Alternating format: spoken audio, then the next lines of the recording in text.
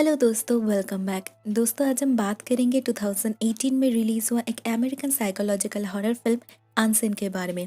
This film is directed by Steven Soderbergh. IMDb rating है 6.4 out of 10। Rotten tomatoes में इसका score है 80% and Metacritic score है 63%। इस फिल्म की खासियत ये है कि इस पूरी फिल्म को iPhone 7 Plus से शूट किया गया था। This film stars in the lead roles Claire Foy as Sawyer Valentini, Joshua Leonard as David Strine, Jay Farrow as Nate Hoffman and Juno Temple as Violet। दोस्तों, ये कहानी है Sawyer की, जो पेंसिल्वेनिया में रहती है और एज अ सेल्स वूमन काम करती है। हम देखते हैं वो ज़्यादा सोशेबल नहीं है, वो ज़्यादा किसी से मिलती नहीं। उसकी सिर्फ एक ही फ्रेंड है, जिल, जो उसी के ऑफिस में काम करती है। लेकिन वो अपने माँ से, जो बोस्टन में रहते हैं, उनसे रेगुलर कांटेक्ट मेंटेन करती है।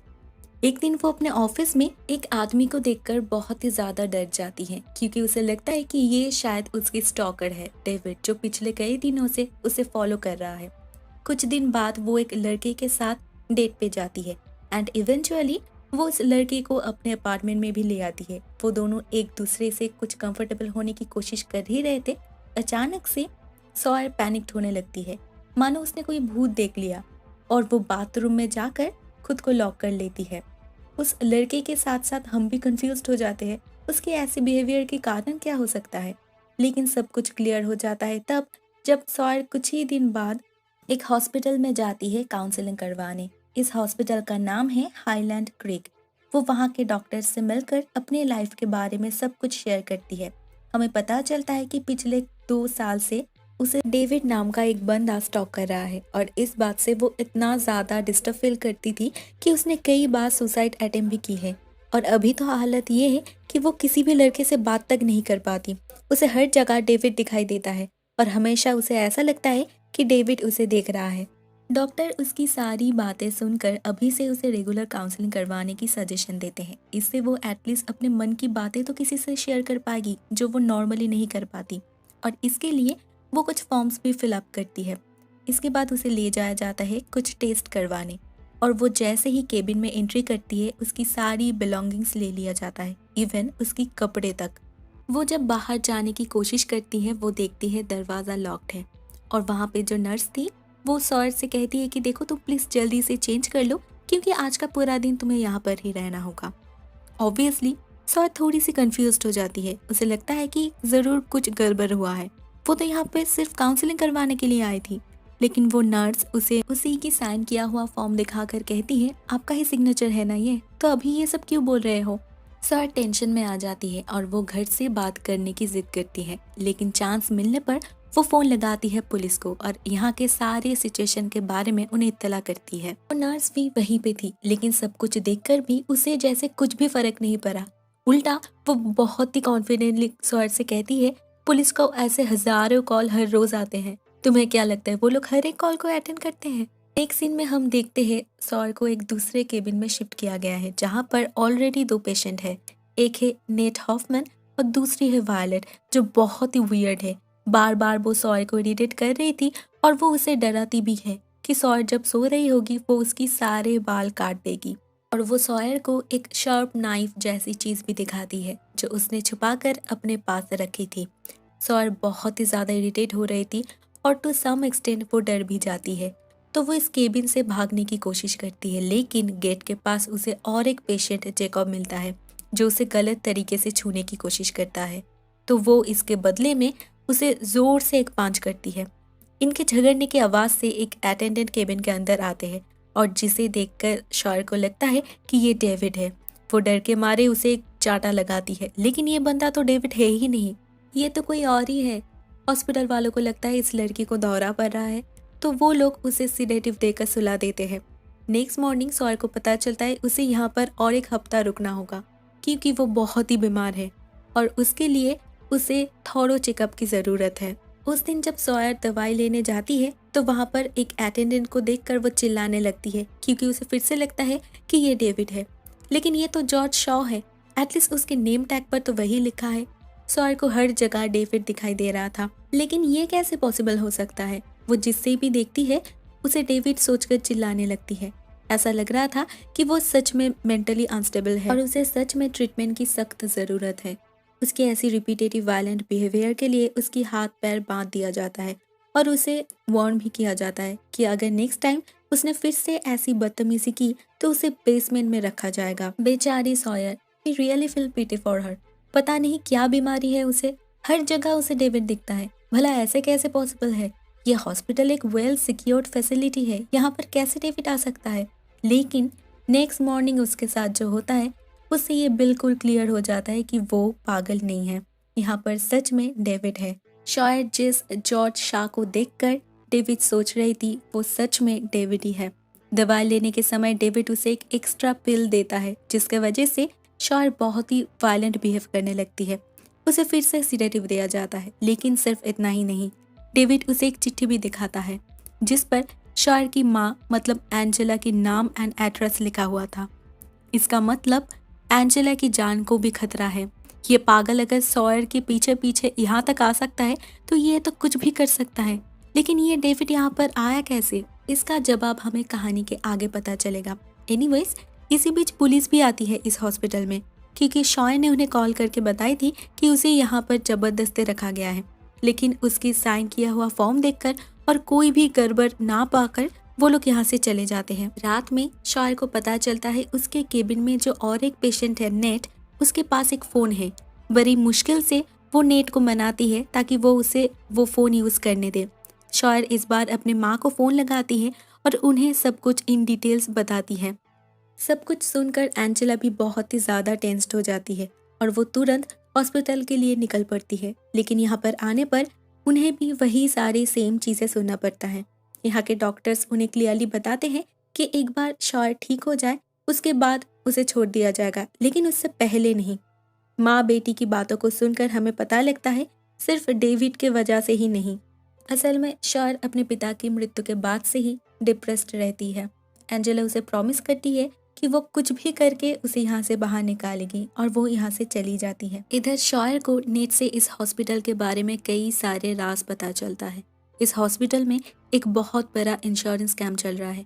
जब भी कोई पेशेंट यहाँ पे चेकअप के लिए आता है तो शॉयर के ही तरह उन्हें यहाँ पर ज़बरदस्ती रखा जाता है और उनके ट्रीटमेंट के नाम पे इंश्योरेंस के सारे पैसे ये हॉस्पिटल वाले लेते हैं। मतलब जब तक उन्हें इंश्योरेंस के पैसे मिलता रहेगा वो पेशेंट बीमार है, और जब पैसा मिलना बंद हो जाएगा तो वो पेशेंट भी यहाँ से जाने के लिए बिल्कुल फ्री है। शॉयर के इंश्योरेंस से उन्हें बस 7 ही दिन का पैसा मिलने वाला था, इसीलिए उसे भी यहाँ पर सिर्फ 7 दिन तक ही रखा जाएगा। बातों बातों में शॉयर भी नेट के साथ अपने जीवन की कुछ राज शेयर करती है। हमें पता लगता है वो पहले बॉस्टन में ही रहती थी अपनी माँ के साथ और एक धर्मशाला में काम करती थी। वहाँ पे बीमार लोगों की देखभाल किया करती थी और इन्हीं में से एक थे डेविड के पिता। तो शॉयर ने कुछ दिनों के लिए उनका भी देखभाल की थी। वो तो कुछ ही दिनों में गुजर गए, लेकिन तब तक डेविड शॉयर के प्रति कम्प्लीटली ऑब्सेस्ड हो चुका था।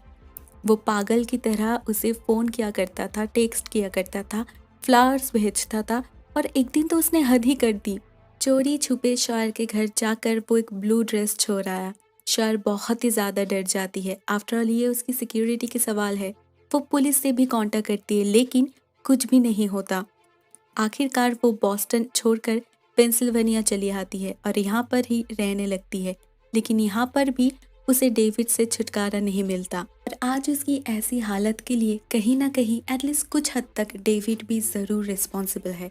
शॉयर और नेट के बीच बढ़ती हुई फ्रेंडशिप को देखकर डेविड बहुत ही ज़्यादा इनसिक्योर फील करता है, जेलस फील करता है और इसीलिए वो नेट को जान से मार डालता है और उसका एक पिक्चर वो उसी के फ़ोन पर सेंड करता है जो शॉयर देख लेती है। नेचुरली वो फोटोग्राफ देखकर शॉयर बहुत ही ज़्यादा वायलेंटली रिएक्ट करने लगती है।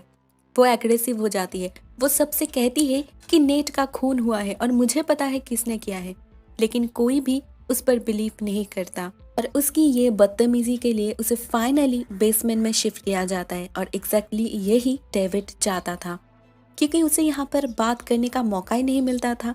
हमेशा उनके बीच कोई ना कोई होता था, लेकिन बेसमेंट में ऐसा कोई भी नहीं होगा। तो वहाँ पर वो शॉयर से मिलने जाता है क्योंकि वो अभी भी सोचता है कि उसका अभी भी चांस है, उसे अभी भी मौका मिल सकता है और अभी भी शायद शॉयर उससे प्यार करती होगी। वो साइको तो अपने प्लान के बारे में भी बताता है। वो चाहता है शॉयर उसके साथ जाकर एक वुडन केबिन में रहे, जहाँ पर उन दोनों के बीच कोई भी नहीं होगा, कोई भी उन्हें अलग नहीं कर पाएगा। लेकिन शॉयर डायरेक्टली उसे मना कर देती है। सिर्फ इतना ही नहीं, वो उसका बहुत ही ज्यादा इंसल्ट भी करती है। लेकिन नेक्स्ट डे फिर से वो आ जाता है। शॉयर को तब तक समझ में आ चुका था कि ऐसे ही डेविड से उसे छुटकारा नहीं मिल सकता और उसे यहाँ से भी तो निकलना है, तो उसे ऐसा कुछ करना होगा कि उसे डेविड से भी छुटकारा मिले और वो यहाँ से भी निकल पाए। इसीलिए वो एक प्लान बनाती है। वो बहुत ही ट्रिकफुली डेविड को मैनिपुलेट करती है और उसे कहकर वायलेट को यहाँ पर ले आती है। वायलेट के पास जो चाकू था वो शॉयर को चाहिए थी और जैसे ही डेविड उसे यहाँ पर ले आता है, वो उसकी चाकू लेकर यहाँ से भाग जाती है। तब तक डेविड भी समझ चुका था कि उसे ट्रिक किया गया है, तो वो गुस्से में वायलेट को जान से मार डालता है। उधर शॉयर भी भाग रही थी, लेकिन वो ज्यादा दूर नहीं जा पाती। उससे पहले ही डेविड उसे पकड़कर बेहोश कर देता है। सेंस लौटने पर वो देखती है वो एक गाड़ी के डिक्की में है। वहाँ पर उसके साथ साथ उसके माँ एंजेला की भी डेड बॉडी है। मतलब उस पागल ने एंजेला को भी मार डाला है। शॉयर को बहुत ही खराब लगता है। वो रोने लगती है, लेकिन उसे तो अपनी जान भी बचानी है। वो किसी तरह से इस डिक्की से निकलकर जंगल की ओर भागने लगती है, लेकिन वो पागल डेविड भी उसका पीछा करता है। वो शॉयर पे हथौड़ा से वार करता है, जिससे वो गिर जाती है और डेविड को लगता है कि ये शायद बेहोश हो गई है। तो वो बहुत ही पीसफुली उससे बात करने जाता है, लेकिन तभी शॉयर उठती है और उसी चाकू से उसको मार डालती है। उधर हॉस्पिटल से कुछ ही दूर एक डेड बॉडी बरामद की जाती है। पता चलता है कि ये है असली जॉर्ज शाह। इसे मारकर डेविड उसके नाम से हॉस्पिटल में काम कर रहा था। अब एक खून हुआ है तो इन्वेस्टिगेशन तो होगा ही, तो पुलिस भी आती है और साथ में कई सारे रिपोर्टर्स भी आते हैं। पता चलता है नेट कोई साधारण पेशेंट नहीं था, बल्कि वो तो एक न्यूज टीम की तरफ से आया था, ताकि यहाँ पर जो स्कैम चल रहा है उसके बारे में सबूत इकट्ठा कर पाए। उसे बहुत कुछ पता चला भी था, लेकिन वो सब कुछ जान पाए इससे पहले ही डेविड ने उसका खून कर दिया।